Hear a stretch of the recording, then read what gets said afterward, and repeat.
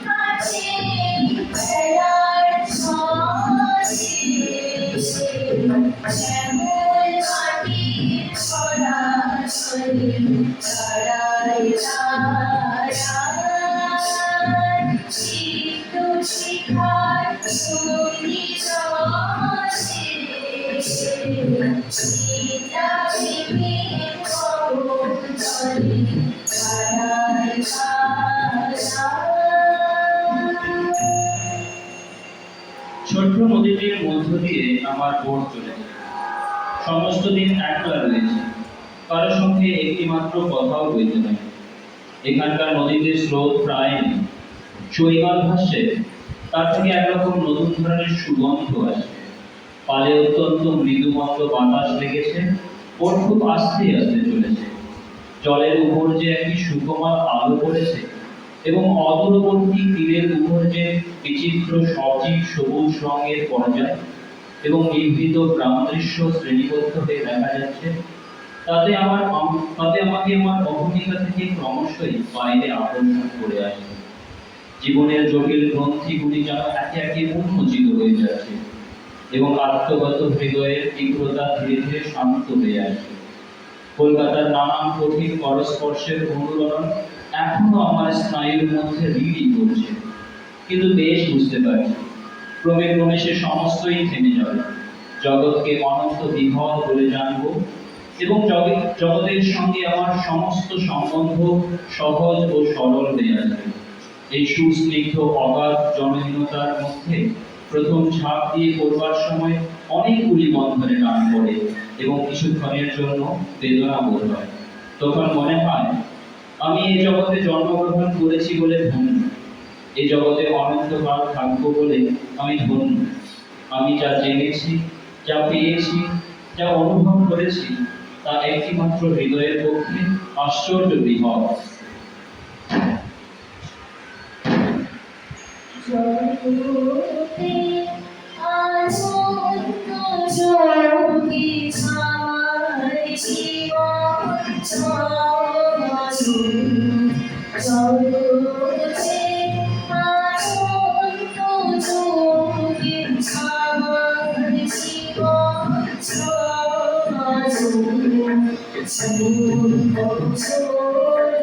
জীবন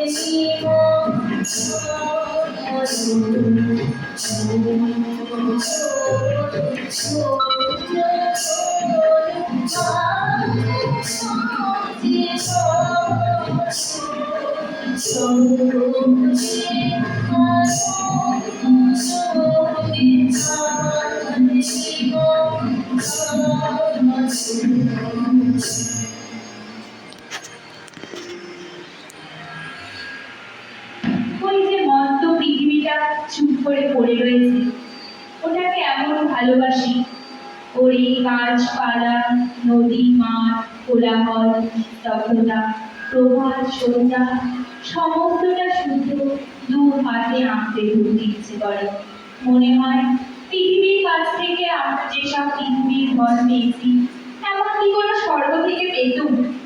স্বর্গ আর তীর্থ জানি, কিন্তু এমন কোমলতা দুর্বলতাময়, এমন সকরুণ আশঙ্কা ভরা অপরিণত এই মানুষগুলির মতো এমন আপনার ধন কোথা থেকে দিত? আমাদের এই মাটির মা, আমাদের এই আপনাদের পৃথিবী, এর সোনার শস্য ক্ষেত্র, এর স্নেহশালিনী নদীগুলির ধারে, এর সুখ দুঃখময় ভালোবাসার লোকালয়ের মধ্যে এই সমস্ত দরিদ্র মর্ত হৃদয়ে অদ্ভুত ধনগুলিকে ফলে বয়ে গিয়েছে। যেন এর মনে মনে আছে, আমি দেবতার মেয়ে, কিন্তু দেবতার ক্ষমতা আমার নেই। আমি ভালোবাসি, কিন্তু রক্ষা করতে পারিনি, আরম্ভ করি, সম্পূর্ণ করতে পারিনি, জন্মটি মৃত্যুর হাত থেকে বাঁচাতে পারিনি। এই জন্য স্বর্গের ওপর আড়ি করে আমি আমার দরিদ্র মায়ের ঘর আরো বেশি ভালোবাসি। এত অসহায়, অসমর্থ, অসম্পূর্ণ ভালোবাসার সহস্র আশঙ্কায় সর্বদা চিন্তা করি।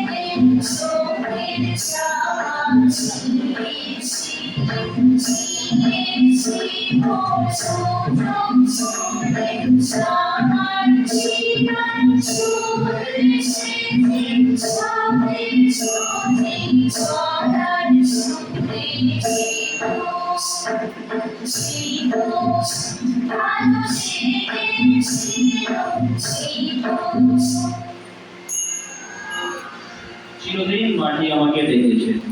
পদ্মার ভাঙন লাগা পারাপারের বনঝাও বনে, কামশালিকের হাজার খোপের বাসায়, সর্ষে তিসির দুই রঙা খেতে, গ্রামের সরু বাঁকা পথের ধারে, পুকুরের পাড়ের উপরে। আমার দু চোখ ধরে মাটি আমায় ডাক পাঠিয়েছে শীতের ঘুঘুডাকা দুপুরবেলা। রাঙা পথের ওপারে, যেখানে শুকনো ঘাসের হলদে মাঠে চড়ে বেড়ায় দুটি চারটি গরু, নিরুৎসুক আলস্যে লেজের ঘায়ে পিঠের মাছি দাঁড়িয়ে, যেখানে সাথীবিহীন তাল গাছের মাথায় সঙ্গ উদাসীন নিভৃত চিলের বাসা।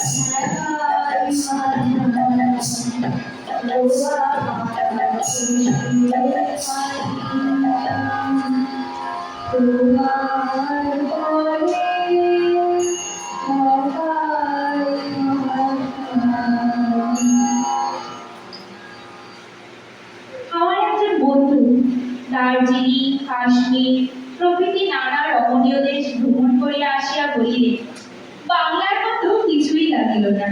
কথাটা শুনিয়া অধিকাংশ লোকে হাসিবেন, কিন্তু হাসিবার বিশেষ কারণ দেখিতেছি না। বরং যাহারা বলে বাংলায় দেখিবার কিছুই নাই, সমস্তটাই তাই সমতল স্থান, পাহাড় পর্বত প্রভৃতি বৈচিত্র্য কিছুই নাই, দেশটা দেখিতে ভালোই নহে, তাহাদের কথা শুনিলে বাস্তবিক আশ্চর্য বোধ হয়। বাংলাদেশ দেখিতে ভালো নয়, এমন মায়ের মতো দেশ আছে? এত গোল ভরা শস্য, এমন শ্যামল পরিপূর্ণ সৌন্দর্য, এমন স্নেহধারা শালিনী ভাগীরথী প্রাণা কোমল হৃদয়া, তরুলতাদের প্রতি এমনতর নির্বচনীয় করুণাময় মাতৃভূমি কোথায়? একজন বিদেশী আসিয়া যাহা বলে শোভা পায়, কিন্তু আজন্মকাল ইহার কোলে যে মানুষ হইয়াছে, সেও ইহার সৌন্দর্য দেখিতে পায় না। সে ব্যক্তি যে প্রেমিক নহে ইহা নিশ্চয়। সুতরাং বাংলাদেশে সে বাস করে মাত্র, কিন্তু বাংলাদেশ সে দেখেই। বাংলাদেশে সে কখনো যায়নি, ম্যাপে দেখেছে মাত্র। আজ বিকেলে কোকিল লাগে, শুনে মনে লাগে বাংলাদেশে ছিলেন যেন ৩০০ বছর আগে। সেদিনের সে স্নিগ্ধ গভীর গ্রামপথের মায়া আমার চোখে ফেলেছে আজ অশ্রু জলের ছায়া।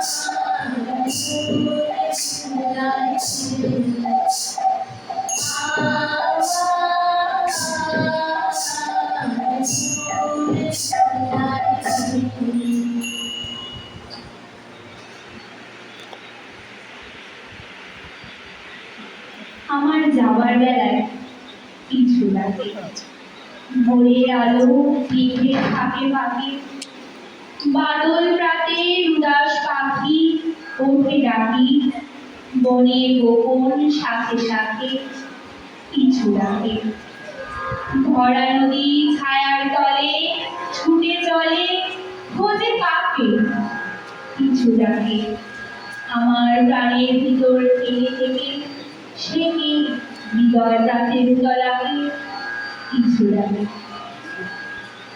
আমার যাবার কিছু ডাকে আমার যাবার